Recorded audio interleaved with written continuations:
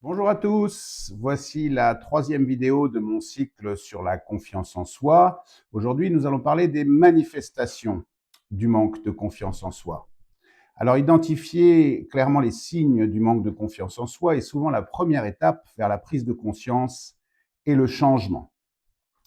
Alors, quels sont les signes psychologiques, parfois sournois, à ne pas négliger? D'abord, l'autocritique excessive. Quelqu'un qui doute, qui manque de confiance en lui, va se rabaisser constamment, ne jamais être satisfait de lui-même. La peur du jugement d'autrui. La personne évitera les situations où l'on pourra l'observer ou le critiquer. La procrastination également est un signe très patent du manque de confiance en soi. Le perfectionnisme démesuré, imposer des standards irréalistes, se sentir toujours insatisfait. La difficulté à prendre des décisions également, douter constamment de ses choix, chercher une validation extérieure. Il existe également des signes physiques fréquents du déficit de confiance en soi. Les rougissements font partie, la transpiration excessive, les tremblements liés à l'anxiété, les troubles du sommeil dus au stress chronique et les maux de ventre ou nausées, en particulier chez les adolescents, quand la pression émotionnelle est forte. Donc les symptômes comportementaux ont en général une manifestation physique associée, l'évitement des situations à enjeu, faire un discours, contrôle important, etc. pour les jeunes, entraînera des palpitations, des sueurs froides. La baisse de l'assertivité, de l'affirmation de soi entraînera des tremblements, une voix hésitante. L'autodévalorisation entraînera des insomnies, des troubles digestifs.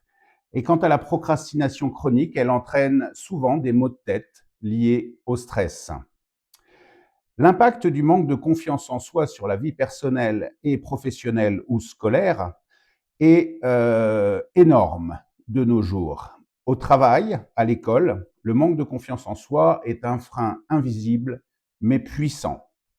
Le manque d'affirmation de soi dans les échanges professionnels, le manque d'initiative, de peur de se tromper, l'appréhension lors des prises de parole, freinant l'audience de leurs idées, l'auto-sabotage en sous-évaluant ses compétences, le stress accru lié à la peur de l'échec et du jugement.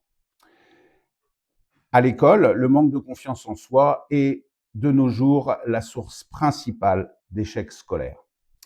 Dans les relations personnelles, la mécanique du repli et des dépendances affectives va également se mettre en route.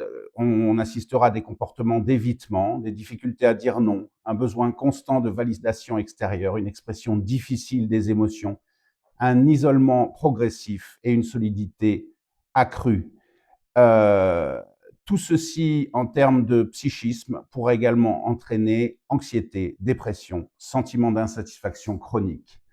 Nous voyons donc que ce déficit de confiance en soi est un problème de société et à partir de demain et pour nous amener à 2026, je vais vous présenter tout un tas de solutions, de trucs, d'astuces pour essayer de gagner confiance en vous. Je vous dis donc à demain pour une prochaine vidéo.